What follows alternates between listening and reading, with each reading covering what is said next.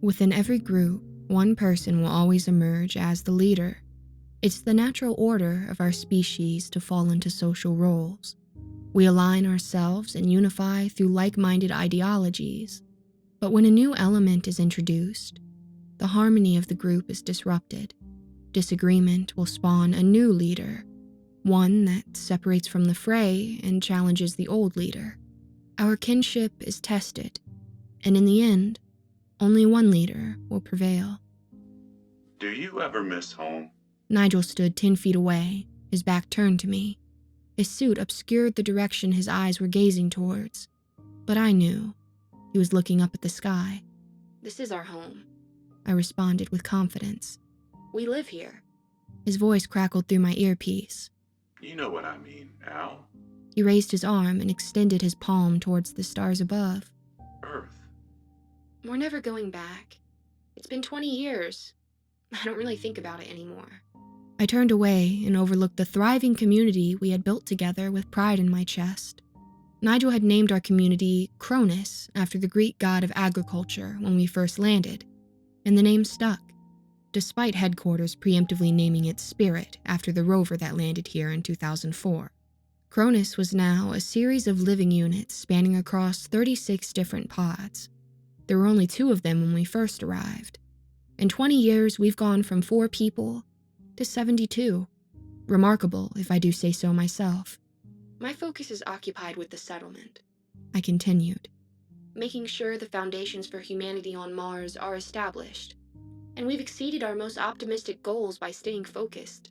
Christ, I miss Chinese food. You say that a lot. It's just, we've done our time here, don't you think? We're getting old, Al. We've built this settlement from the ground up together. Gave up our whole lives for this. And we don't have much more to offer. Eventually we'll be too weak to pick up a hammer. We'll be absorbing vital resources as we slowly die, rather than making further contributions to the settlement. He stopped for a moment and let out a heavy breath into the headset. Neil Armstrong went to the moon and then returned to Earth, where he was celebrated as a hero for humanity. Shouldn't we have the same privilege?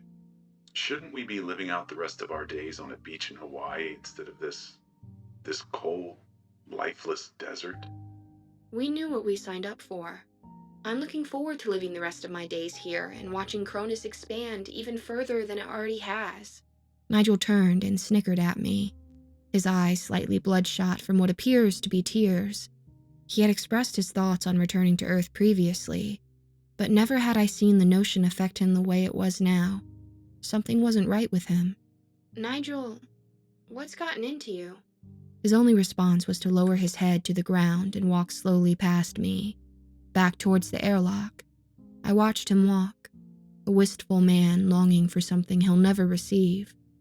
As day turned to night on the red planet, I did my best to think of something to raise his spirits, but with resources limited, there was not much to offer. This place had no viable respite. Perhaps he envisioned our time here unfolding differently. Maybe he expected more to come from our time and our sacrifice, and simply laying the foundations for future generations was not the ultimate goal. 20 years is a long time to wait for something without the gratification of obtaining it. I can sympathize. I've spent countless nights awake in my living unit staring at the ceiling, wondering what was happening on Earth and envying those who were fortunate enough to indulge in luxuries I no longer had access to, and never would. Those thoughts lasted only briefly. The prospect of our mission eventually devoured all personal desire. Everyone at Cronus had those thoughts from time to time, and they would quickly fade. For Nigel, though, this time the thoughts were not fading. My old friend was losing his enthusiasm in life. He needed me. Before going to sleep for the night, I booted up my laptop and sent Nigel an email. Tomorrow marks the 20th anniversary of our landing here. That's almost 11 Martian years. We should celebrate. Come to my living unit after morning audit. I've been hiding a bottle of whiskey that came with the last arrivals just for us. I clicked send and went to sleep, hoping the email would provide a little boost to his mood when he saw it. The morning came and brought with it the usual routine of checking diagnostics on the habitat for any potential issues. I greeted my unit mate, Vanessa, when I awoke. She had come to Cronus 4 years ago, and we had shared our unit for the last 6 months. The living units rotated individuals regularly, so there wouldn't be any risk of growing too attached or agitated with someone. Socializing on Mars wasn't exactly frowned upon, but it was still viewed as a distraction.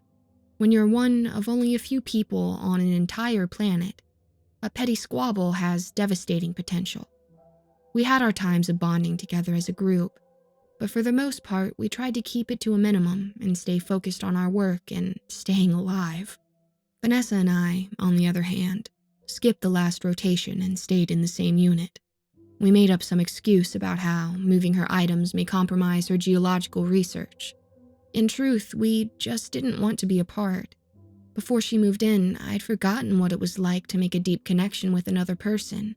Vanessa was still my unit mate to everyone here, but there were a few nights shortly after she moved in where our relationship went beyond the professional guise we displayed during the day. Soon, we stopped fighting the connection we had and embraced it. We cared deeply for each other. There was an unspoken agreement between Vanessa and I that we would keep our relationship a secret to the rest of Cronus. We both knew no good would come of it. During the day, she would sometimes find a moment to show me she cared when no one else was around. She would place a light fingertip on the dorsal side of my hand and draw an imaginary heart. It was so endearing and always made me ecstatic, invigorating the youthful spirit that had dwindled over the years. Vanessa sat at a desk adjacent to her bed, typing away at her computer. I stared at her from behind for a moment, admiring the beauty of her long auburn hair cascading over the back of her swivel chair. "Good morning," I said to her with a smile. She turned in her chair and greeted me with a smile of her own. "Morning," she replied with a chipper tone. "Did you sleep well last night?" She scrunched her nose and squinted her eyes. Not so great, actually." "Is everything all right?" "Oh, I'm fine. I don't know. Couldn't get comfortable, I guess. Something just felt off to me." "I'm sorry, sweetie," I said as I raised my body from the bed. I walked to the window and stared out at the red planet. Our living unit was on the very outer edge of Cronus and provided a spectacular view of the surrounding landscape of Gusev Crater. In the sky was a lone, shining beacon resting peacefully in the bleak light of dawn. Phobos. It was much smaller from the surface of Mars than Luna was to Earth, but I always saw it as much bigger than it actually was. I loved seeing it every day. There were never any clouds disrupting the view, only the occasional dust storm. Basking in view every morning solidified my purpose in life. This is where I belonged. I was home. My attention was drawn to the LED alert on my computer indicating new notifications. I sat at the desk next to Vanessa and brought up my HUD. The transparent screen came to life in front of me, the corner of the screen marked with the red 36 in my email. More than the usual day, likely because of the anniversary, I assumed. My inbox was filled with congratulatory messages, a couple reports from the automated algorithms that monitored stasis throughout Cronus and any possible contamination in the habitat, and one reply from Nigel. I'd almost forgotten about the email I sent to him the night before. I opened the reply from Nigel first. All he sent back to me was a 5-word response. "It's too late for that." Shit. What is it? "It's Nigel. I don't know." I rolled my chair over to the intercom and selected Nigel's living unit. "Nigel? Are you there?"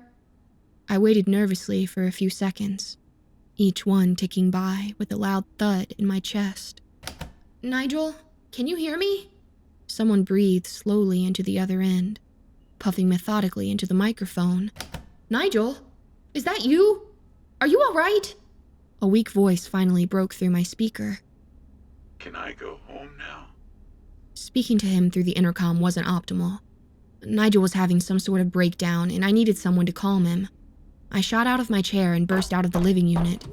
Just outside my door was a group of about 30 people, all wearing party hats and holding up a small cake. When I emerged, they all shouted surprise in unison, cheering my emergence. Laughter and clapping immediately followed. The group all thrilled to shower me with praise. This was either all a ruse or just terrible timing. Either way, I wasn't taking the risk. Without a word, I ran past everyone, determined to reach Nigel's unit. A few of the people mumbled as I ran past them. "What's gotten into them?" I heard someone say, but there wasn't any time to explain. I rushed through commons and down the hall to Nigel's unit and immediately swung his door open. Inside, Nigel sat on his bed, perched like a gargoyle. His face was red as the sun, and his eyes were bloodshot. On the floor, between the two beds in the unit, partially covered with a white bedsheet, was the body of his unit mate, Richard. Only his blue, lifeless face protruded from underneath. The muscles in his face were frozen in a look of anguish, his mouth and eyes wide open as though he were constantly reliving the last moments of his life. Around his neck were thick lines of bruised skin. Can I go home now? Nigel said in the same frail tone he had through the intercom. "Nigel, what have you done?" Satellite link in 60 seconds. Craig announced from behind his monitor. His fingers furiously clicked away at the keyboard. His eyes rapidly scanned the UI in front of him. Craig was always relentless in his IT skills. The trance he displayed now was pretty common, although I could detect his fingers were working faster than they ever have before. "What are you going to tell them?" Vanessa asked, standing over me while I sat in front of the monitor, awaiting the connection to establish. We'll tell them the truth. Miggy responded for us. He was another member of the original 4 who first came to Mars. His real name was Miguel, but he preferred to be called Miggy. The moniker accurately captured his quirky personality he often expressed. Today, though, his quirky nature had vanished. What else would we tell them? Stefania, the last of the original 4, chimed in. Her hair was unnaturally messy, and she looked as though she fell out of a tree. The whirlwind of the day's events prevented her from putting effort into her appearance. Vanessa gave a single nod of her head and put her hand on my shoulder. "Are you doing all right?" she asked in a voice slightly above a whisper. Honestly, I shifted my stiff head and met her gaze. No. She gave me a look of sympathy, then discreetly moved her hand towards the back of my neck. I felt her fingertip outline a heart over my skin, centered right on my spine. The sensation sent a comforting wave through my body. I looked at her and gave a subtle smile. She gave me one back. 30 seconds. I took a deep breath and tried to sound professional. "Thank you, Vanessa. We'll make an announcement to everyone after we're through here." She removed her hand, nodded, then turned to walk out of the room. The door shut behind her, leaving the 4 of us alone. I nervously wiped the sweat off my forehead as I waited for the video feed to load. It had only been a little more than 2 hours since the discovery that shook Cronus. None of us would ever quite be the same. The foundations of our little society was dealt a devastating blow after the last member of the Initial 4, as we were aptly referred to as around Cronus, turned out to be a killer. Nigel. The screen blinked and displayed a message I had grown accustomed to over the years. Connection established. The video feed opened in a separate window where we were greeted with the board of directors of the Galileo project, the organization responsible for the first colony on Mars. They sat around a lengthy oak table, seated comfortably in luxurious leather chairs. At the head of the table sat a familiar face, Ivan Samuel. I hadn't seen him in person in nearly 22 years, but I've watched his face grow wrinkles and his hair turn gray in our time apart. Ivan stood from his chair with a toothy grin and spoke enthusiastically. "Al, Miguel, Stefania, on behalf of the Galileo project and everyone on planet Earth, congratulations on 20 years living on Mars." The team around the conference table clapped their hands. "Well done." I held a hand up and gave them a solemn look, then waited for their clapping to end. "I'm afraid we have a bit of a situation here at Cronus." Ivan sat and slouched in his chair. "A situation? What kind of situation?"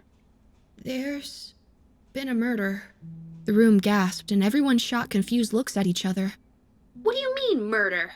A young woman with short blonde hair whom I didn't recognize asked. "One of our own here has killed another." "Who?" Ivan asked defiantly. "Who is the killer?" Miggy huffed a deep breath loudly. I'm afraid it's Nigel, sir. He suffocated Richard Cloud in his sleep last night.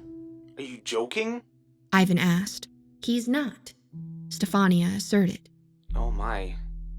This is terrible. Ivan looked around the room, deep in thought. Why? Why did he do such a horrendous thing?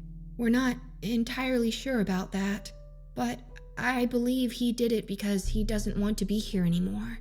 You mean he wants to come back to Earth? That's what he said. He keeps asking if he can go home. A cold silence fell over the feed. No one quite sure of what to make of the news.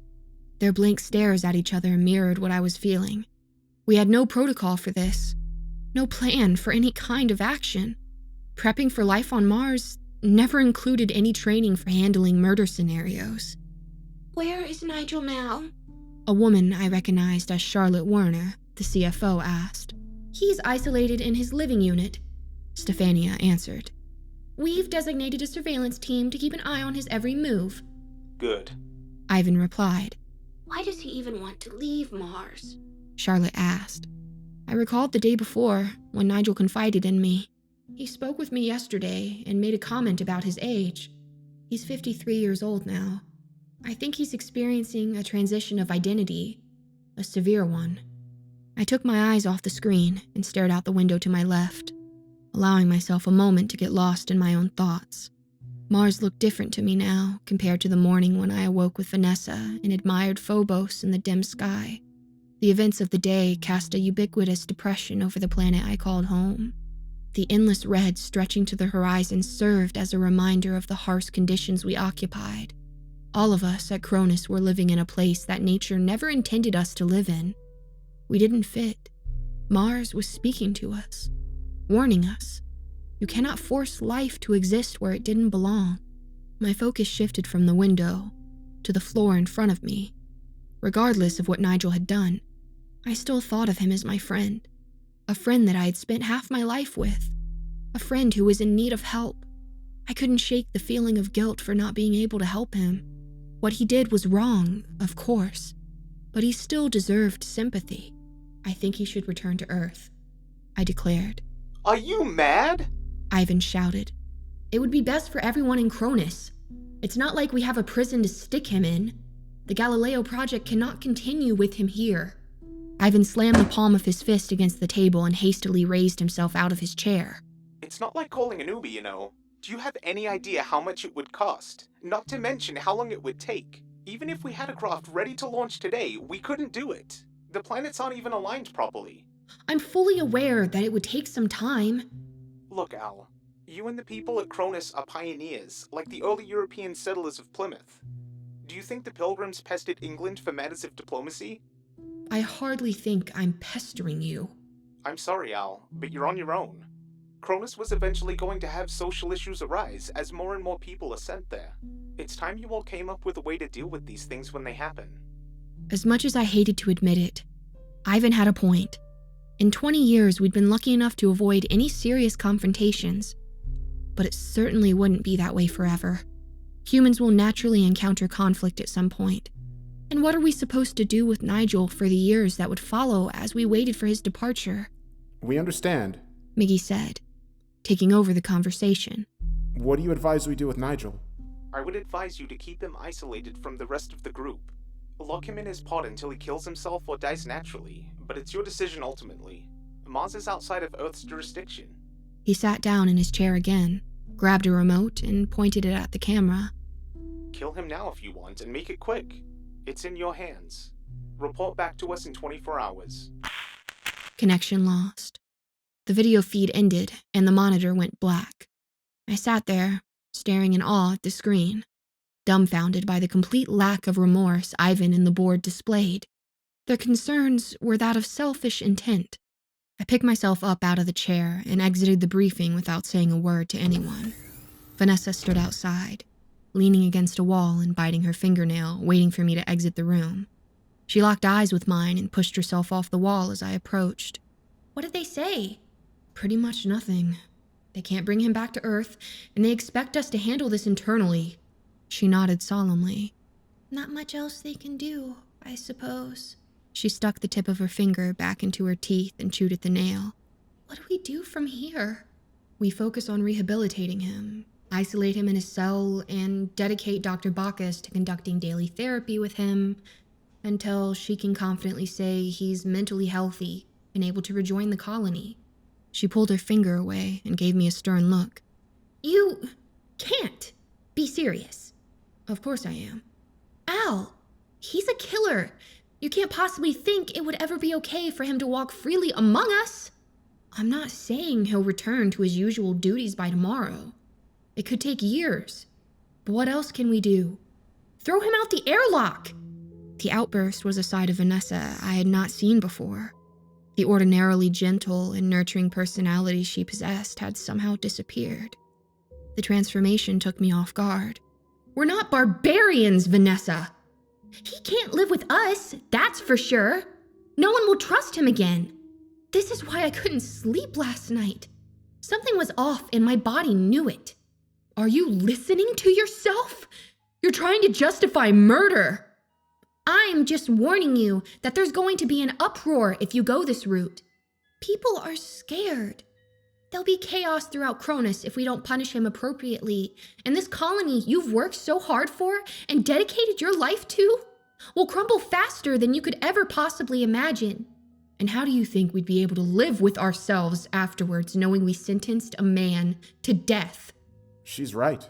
A voice from behind me spoke. I turned and saw Craig, Miggy, and Stefania all exiting the briefing room and walking towards the two of us. Miggy raised his arm in the air as though he were asking to be called upon by an elementary school teacher as he walked. I don't feel comfortable living with a killer, and I know with certainty that means many others feel the same. Stefania shook her head. I'm with Al. We should make every effort possible to save him before we place an irreversible and potentially erroneous judgment. We should be sure before deciding. I had never been a fan of capital punishment, and that stance was not about to change. Life was precious, especially on a planet where it couldn't survive in its natural elements. We shouldn't be throwing it away. The entire concept of punishment and rehabilitation is to preserve life, not destroy it entirely without any chance of redemption. Rehabilitation was the answer. I knew in time he could progress to a functioning person again, but we were divided on the matter. Whatever decision we came to on our own would not satisfy everyone. The decision should not be ours and ours alone, I argued. We'll put the decision to a vote. Rehabilitation or death. Cronus will decide as a collective unit. It's the only way to ensure civility among the people. We all agreed it was the best course of action and set forth addressing everyone at Cronus in Commons after everyone had gathered.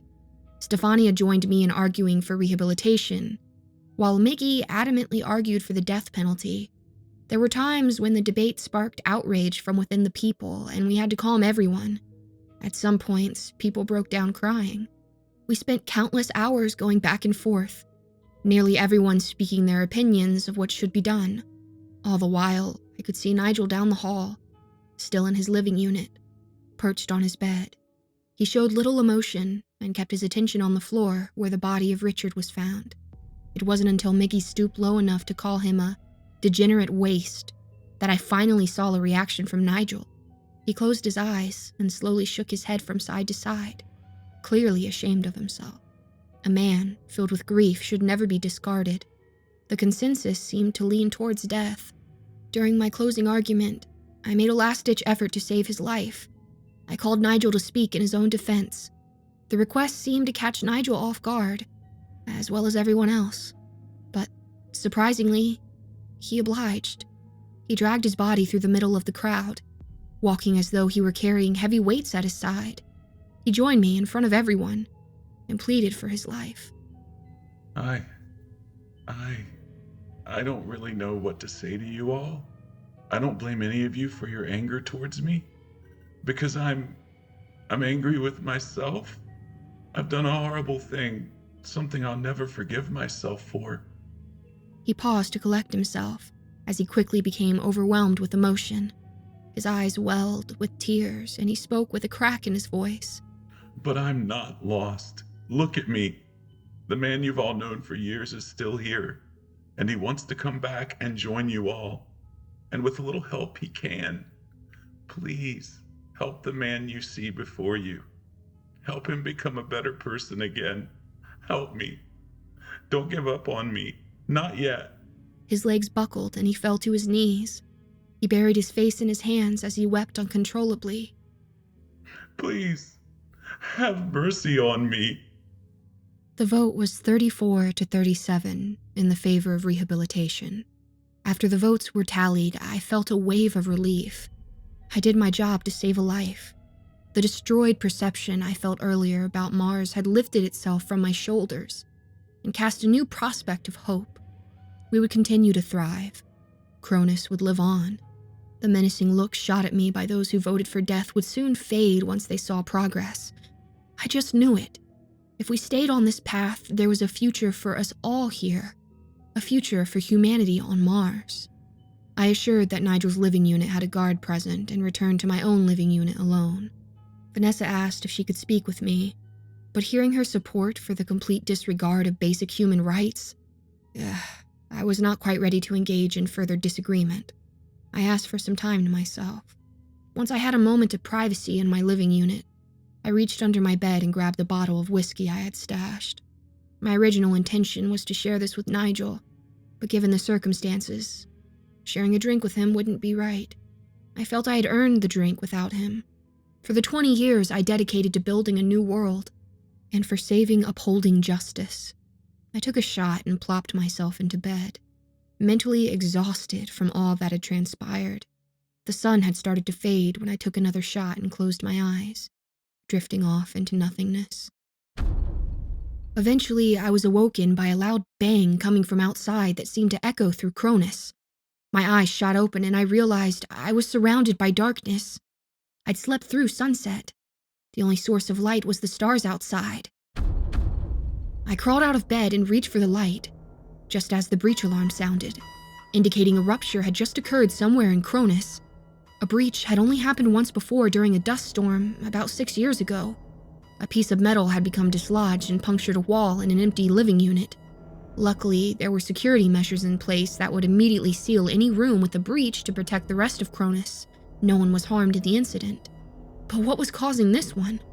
There was no storm outside and no reason for debris to be flying around, putting us at risk. I exited my room and immediately noticed a crowd gathered around Nigel's room. "Ow!" Stefania shouted at me from across Commons. "Nigel's stuck inside! There's been a breach!" "What? How?" "Someone's outside! They've intentionally ruptured his living unit!" I stood in a dismal state of shock as the crowd buzzed in nervous waves. I was wrong.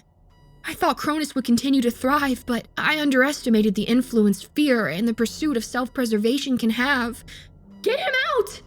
I screamed at Stefania, simultaneously running across Commons towards the wild commotion that overtook the entirety of the colony. "Use the override switch to open the door!" Nobody's touching anything. A voice I recognized as Miggy's roared from within the crowd. Stay back! The crowd all began to move backwards, clearing a line of sight that led to Miggy standing with his back against the door, and his arms outstretched like a bird.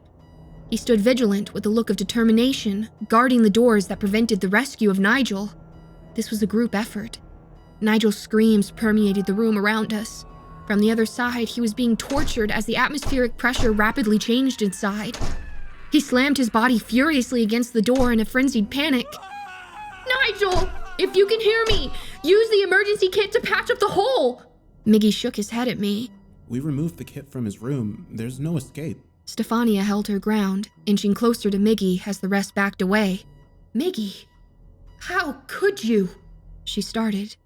We're doing what's necessary. We have to protect the people of Cronus. She ignored his conviction and ran forward.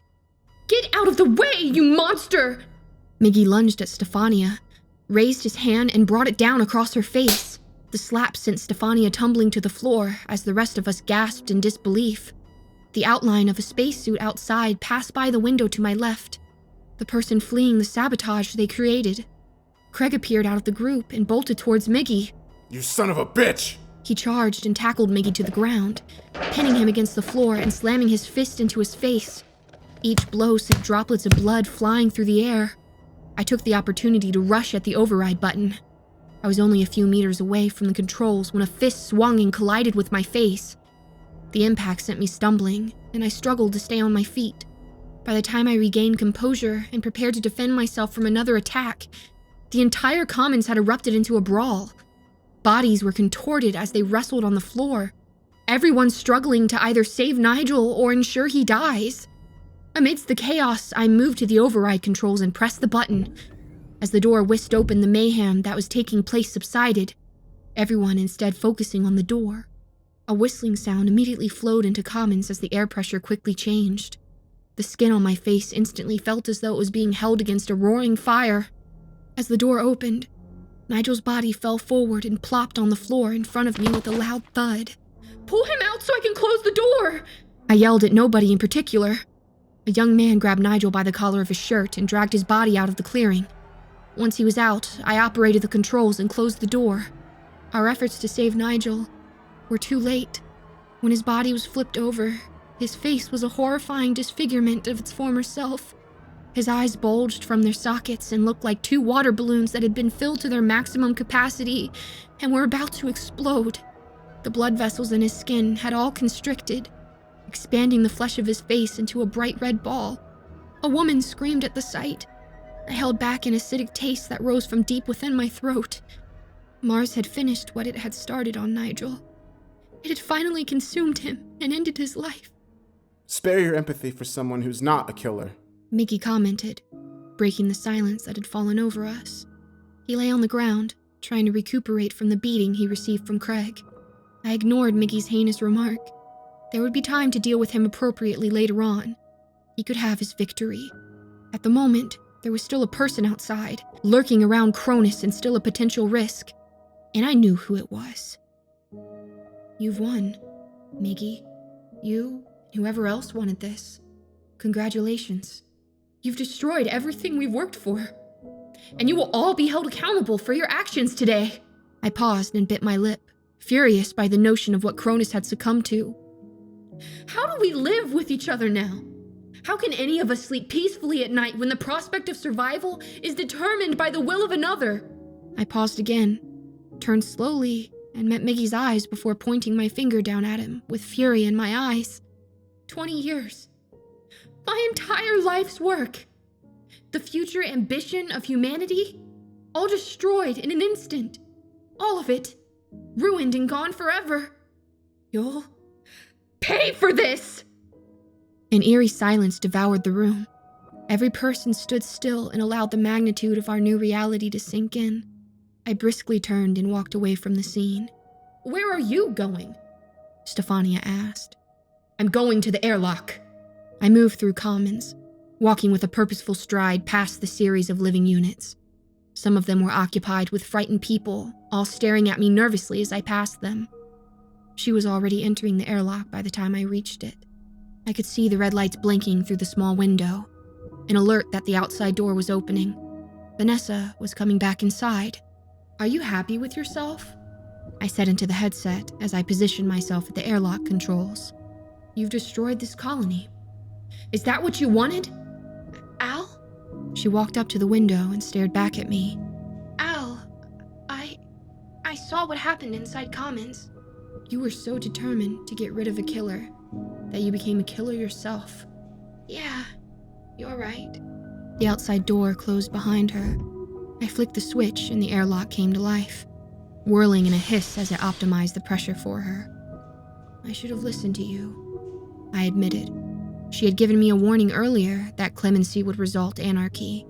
I failed to comprehend the fear others had and assume my altruistic efforts would humanize Nigel.